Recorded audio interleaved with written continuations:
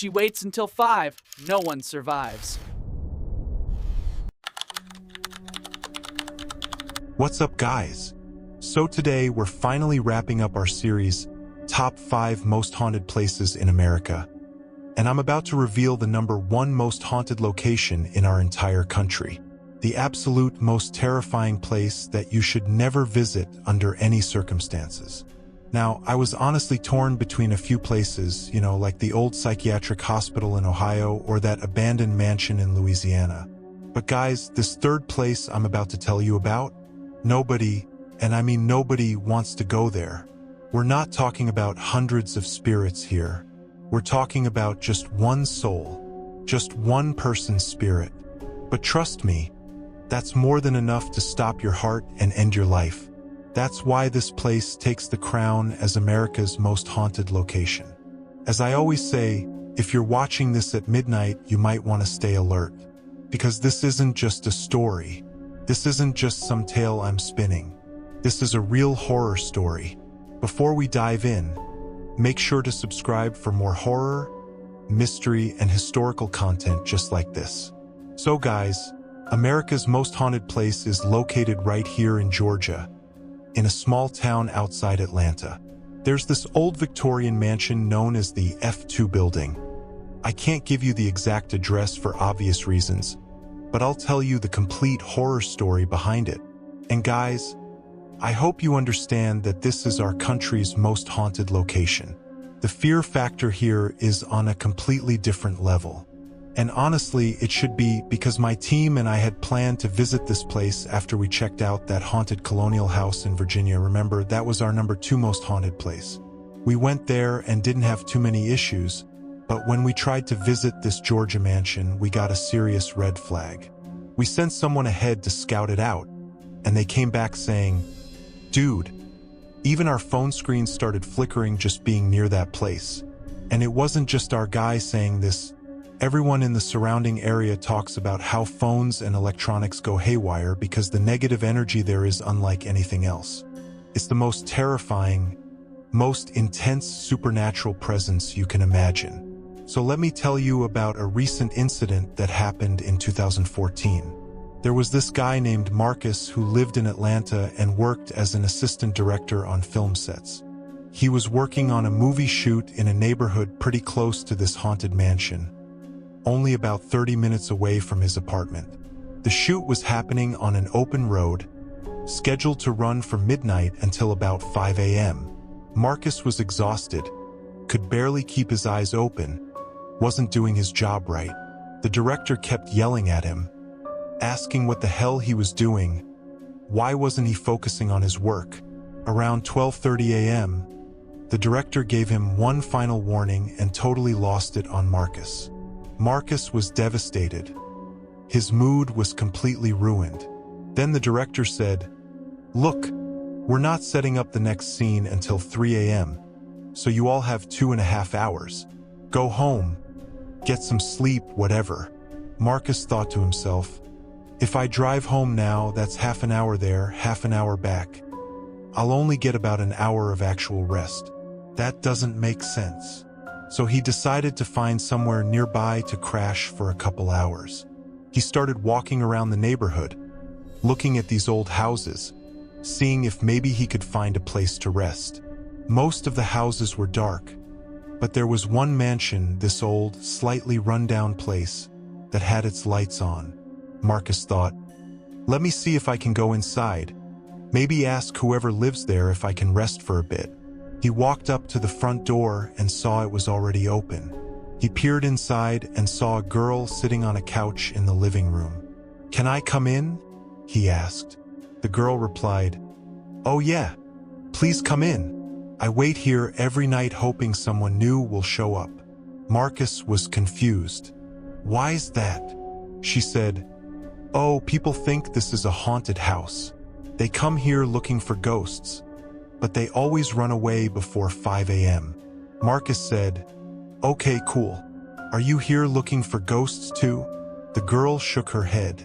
"No, actually my dad kicked me out of the house, so I stay here sometimes." Marcus felt relieved. "Well, I came here to sleep. I'm exhausted. But now that I found you here, I feel a lot safer." After hearing this, the girl didn't say anything else. Marcus fell asleep. At exactly 3 a.m., Marcus woke up and rushed out because he was running late. The film set was only about 3 or 4 minutes away, so he made it there easily and finished up his work. Everything wrapped up in about half an hour, around 3:30 a.m. His friends asked him, "Dude, where did you disappear to after midnight? We didn't see you anywhere." Marcus casually mentioned, "Oh, I was resting in that old rundown building nearby, the F2 building." All his friends went dead silent. One of them said, "Bro, do you know where you just came from?" Marcus shook his head. "Dude, if you had stayed in that house until 5 a.m., you would have been dead for sure. That place is inhabited by spirits. Before 5 a.m. hits, the souls in that house will completely drain a person's life force and kill them." Marcus just laughed it off. "Come on, guys, there's nothing there. I went and came back just fine. Plus, I wasn't alone. There was this girl there with me and all the lights were on." His friends insisted, "We're telling you the truth, man. This isn't just us talking. This is known throughout the entire area. Nobody comes back alive from that place." Marcus got cocky. "Wanna bet? Let's go back there right now and test it out. It's only 3:30.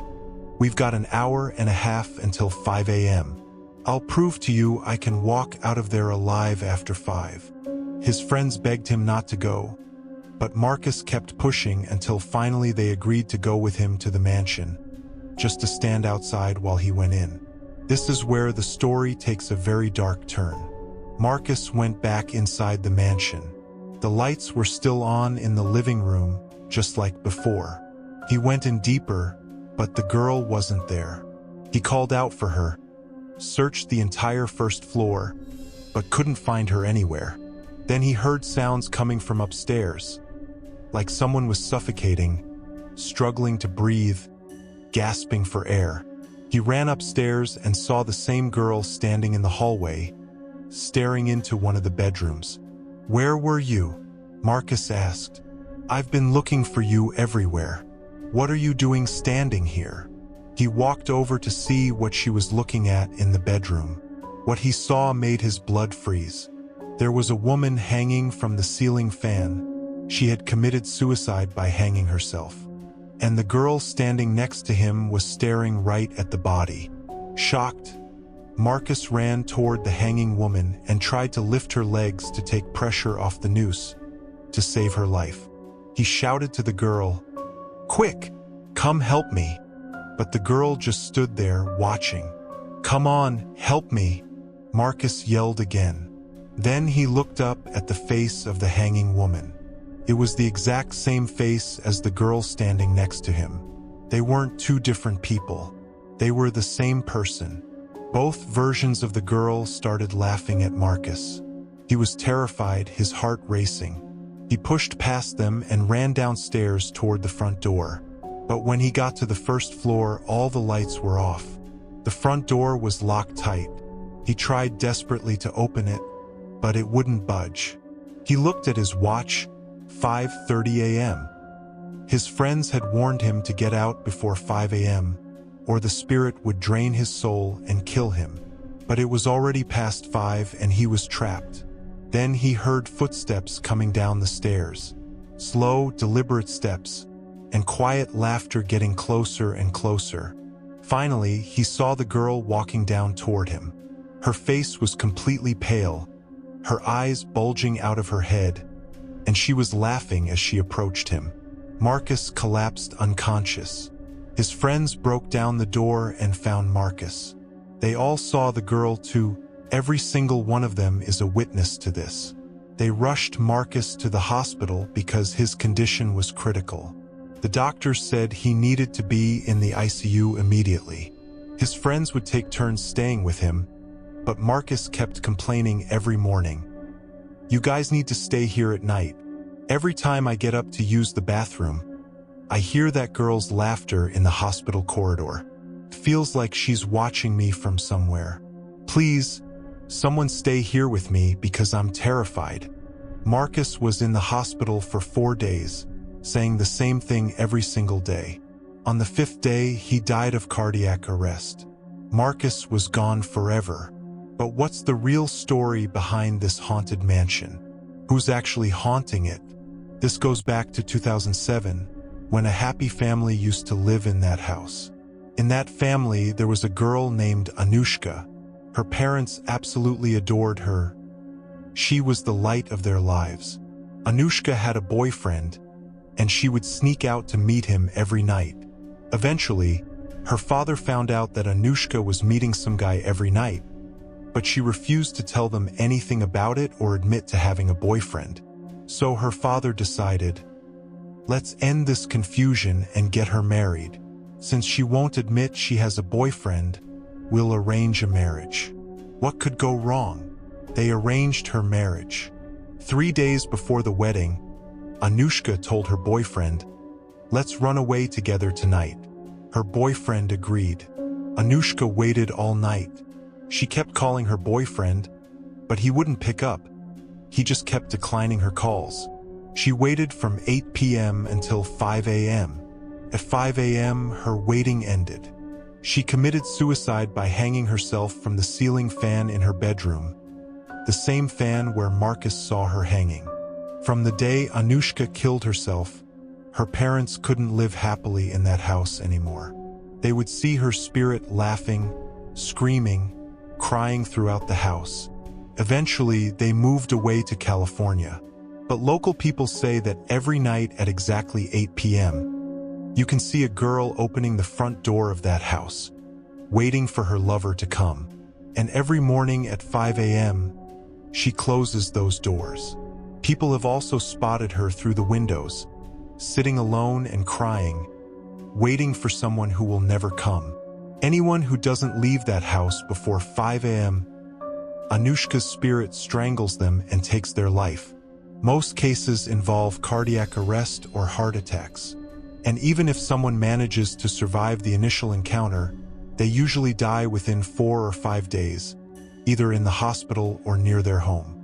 Guys, throughout this entire series, I haven't mentioned some of the more famous haunted places you always hear about, like those overrated locations that every paranormal investigator visits but never finds much evidence at.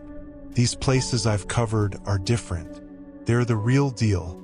If you want to see the complete series, I'll link it at the end of this video. And I'll leave you with this thought. You might be able to stay alone during the day when there's sunlight, but you can never truly be alone in the darkness of night. And who knows, maybe right now someone or something is sitting near you, watching you, except they might not be human. Thanks for watching, and remember, some doors should never be opened, and some places should never be visited.